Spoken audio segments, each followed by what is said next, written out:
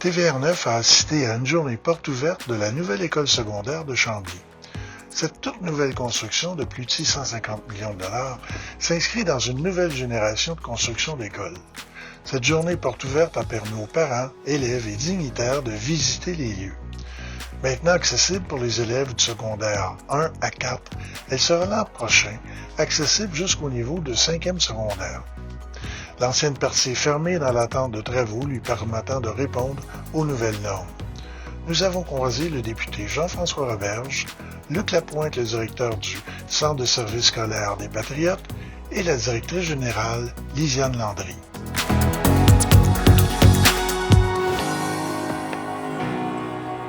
C'est un projet commencé pour moi en 2014, quand j'ai été élu pour la première fois dans l'opposition.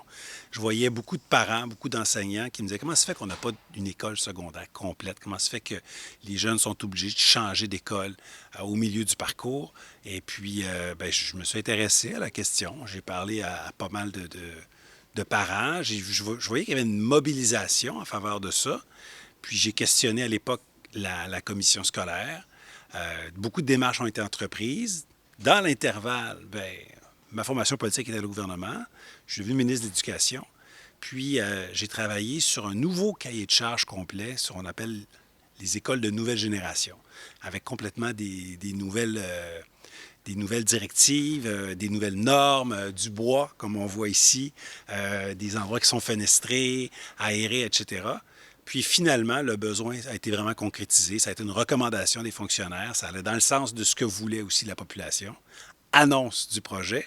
Et maintenant, troisième mandat, inauguration de l'école, visite, rencontre des élèves, rencontre des profs. Donc, on voit un milieu vivant, là. C'est un projet majeur qu'on appelle dans le jargon là, au ministère de l'Éducation. Donc, ça a été confié à la SQI, la Société québécoise d'infrastructure. Et je pense que monsieur le directeur pourrait dire mieux que moi, mais c'est autour de 160 quelques millions de dollars. Donc, c'est majeur, probablement le plus gros investissement de l'histoire de la ville de Chambly.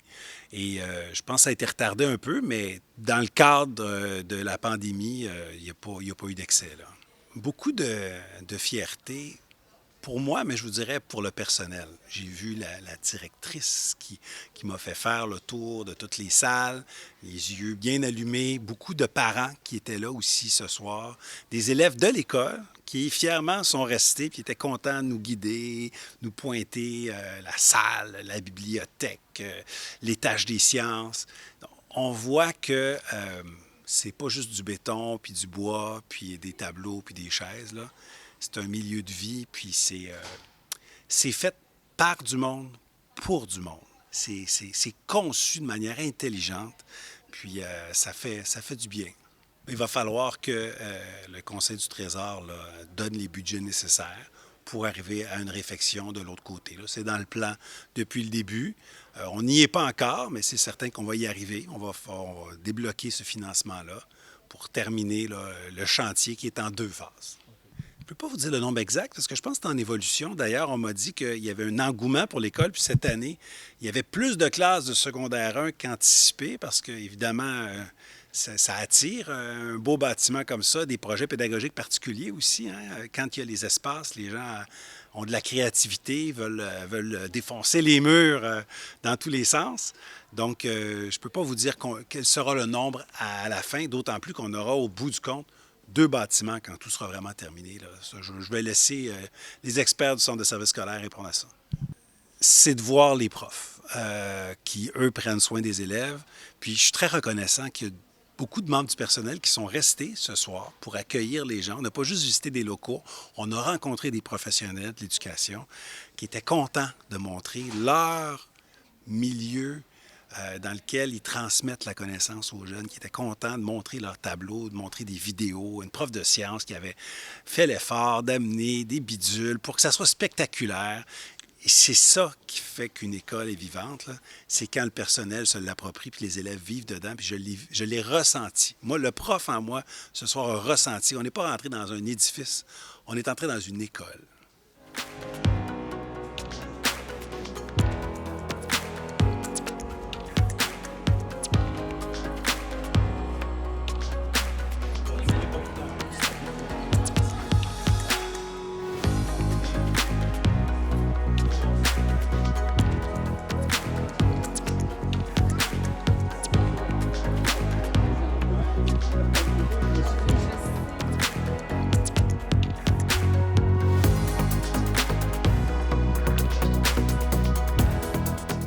En fait, le projet, effectivement, a été au départ initié par la population de Chambly. Donc, l'école secondaire de Chambly, c'est une école qui recevait les élèves de la première à la troisième secondaire. Donc, il y avait un mouvement au sein de la population ici qui voulait que les élèves de la quatrième et de la cinquième secondaire puissent poursuivre leur secondaire ici. Pour ça, ça prenait un agrandissement de l'école. L'école existante n'était pas assez grande.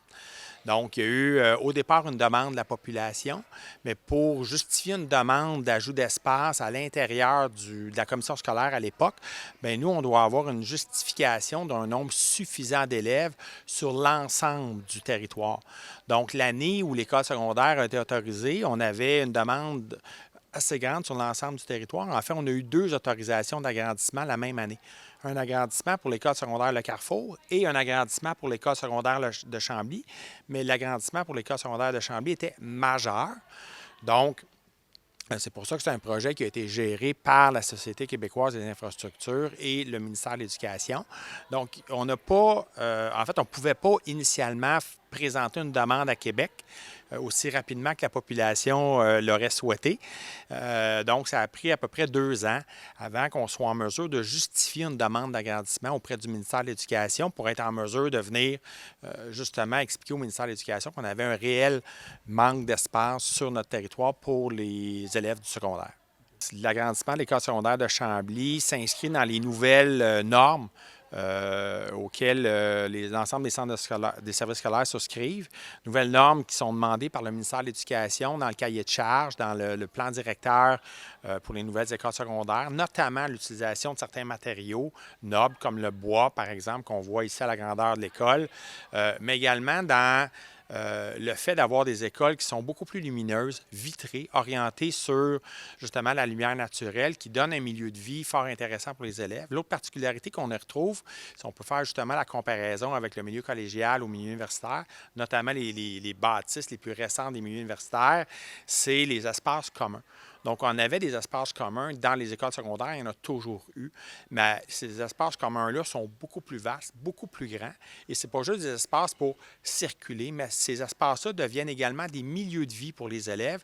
Donc, aussi, on retrouve à l'intérieur de l'école, peu importe l'étage où on se trouve, on va retrouver oui, une cafétéria qui est ouverte, qui n'est pas fermée, mais on va retrouver un auditorium qui est ouvert, qui est multi-usage. On va retrouver des paliers où les élèves peuvent s'asseoir. On va retrouver des tables hautes devant les gymnases qui sont vitrées. Donc, les élèves qui ne sont pas pendant le dîner peuvent voir les activités parascolaires du gymnase. Donc, en discutant, en jasant, un peu comme les adultes peuvent le faire à l'intérieur d'espaces, des bureaux de travail même qu'on peut retrouver dans des tours à bureaux à Montréal, mais qu'on retrouve dans des espaces universitaires. Donc, on place les jeunes, nos jeunes, dans un espace qui va ressembler probablement à ce qu'ils vont vivre plus tard.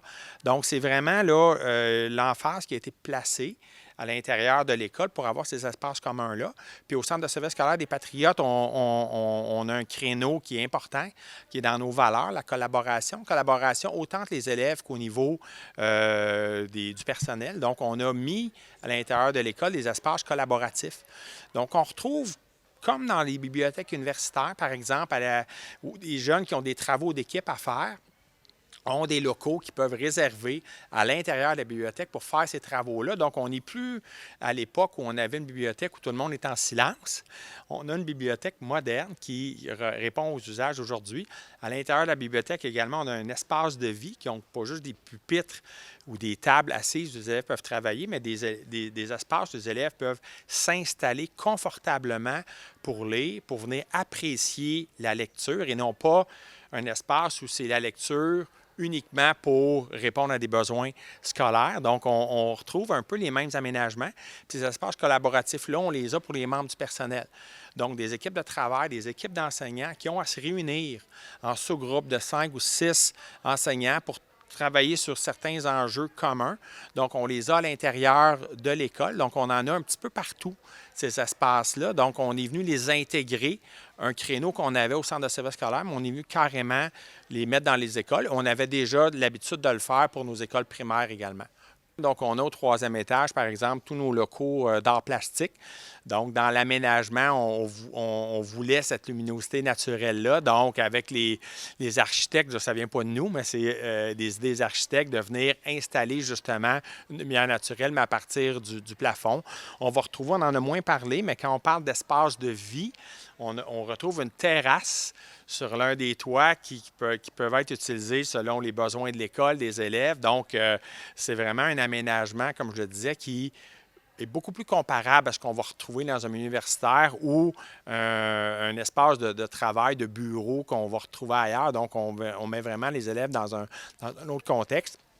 On a dans l'école une cuisine laboratoire qui pourra servir éventuellement, ça a été pensé à l'avance, mais qui pourra servir éventuellement pour un projet pédagogique particulier qui pourra intégrer certains éléments là, propres à la cuisine. C'est le plus gros projet auquel on a collaboré depuis plusieurs années, puis on en fait des écoles, on en fait pratiquement une à chaque année au Centre de service scolaire des Patriotes depuis 10 ans, mais celle-ci, c'est l'investissement le plus important. Puis surtout, l'impression de grandeur. Donc, on rentre dans une école qui est dans un espace de vie. On le voit, il n'y a personne dedans. Puis même s'il n'y a personne, facilement, on peut dire ça, c'est un espace de vie. Et c'est ce qu'on voulait créer. Quand on dit une école, c'est un milieu de vie pour les jeunes, c'est un milieu de vie pour la communauté. Donc, c'est une école qui peut servir le jour, c'est une école qui peut servir le soir pour les citoyens, mais on le voit dans la façon dont elle a été pensée, d'en faire un milieu de vie. Ça, c'est une grande fierté.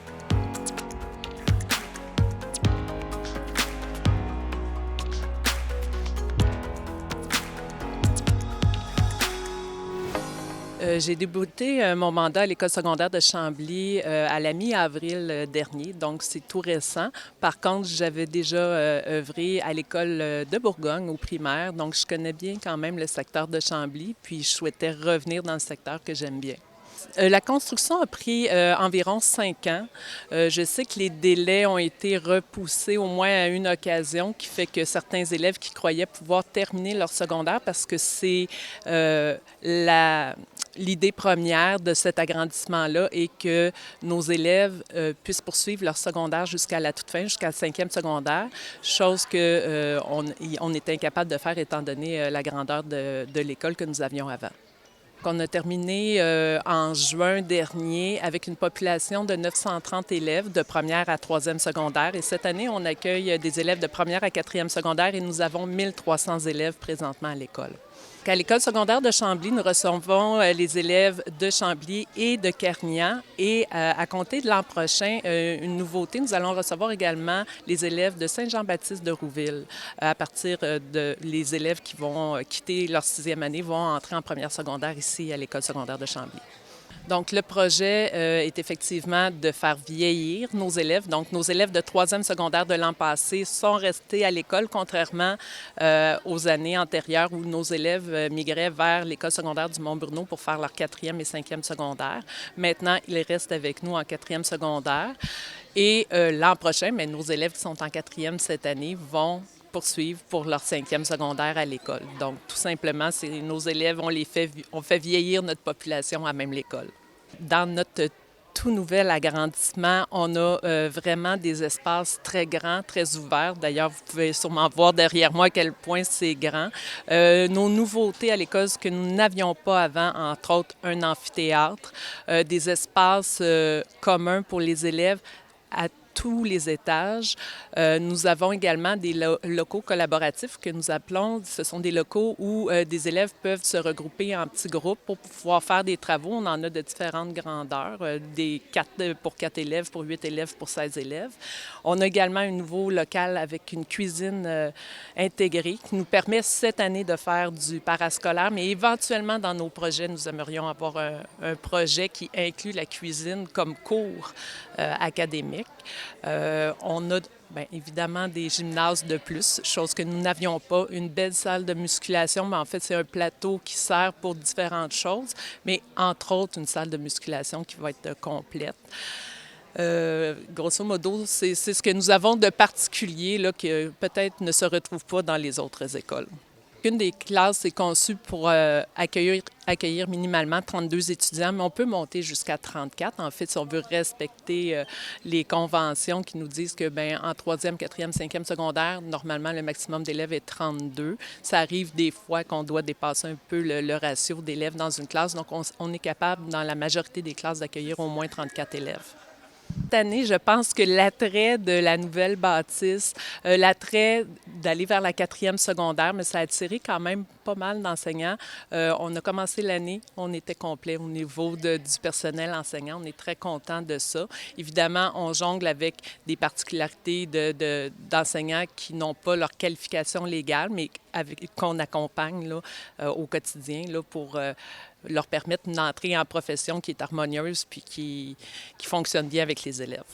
Ça demande énormément de changements de la part de l'équipe cette année. On était dans un ancien bâtiment avec des habitudes. On s'en vient dans une surface qui est à peu près 4 fois plus grande que ce que nous avions avant. Ça change énormément d'habitudes, ne serait-ce que sur les déplacements que ça demande, la quantité de personnel qui a augmenté énormément. On a augmenté de 33 là, notre personnel. On est passé de 90 à 120, 130 personnes.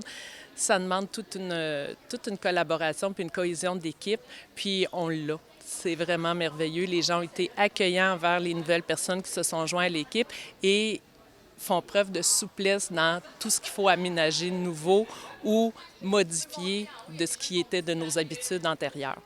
Le défi majeur, je dirais, c'est de poursuivre à bien habiter les lieux, d'avoir la surveillance adéquate un peu partout, mais aussi, on va avoir le défi de tout ce qui va être le réaménagement de l'ancienne partie, parce que l'idée, c'est qu'on va habiter éventuellement les deux parties de l'école. Donc, il y a tout ce projet-là qui s'en vient aussi, qui va être dans les cartons dans les prochaines années. Donc, il y a quand même des bons défis qui s'en viennent encore.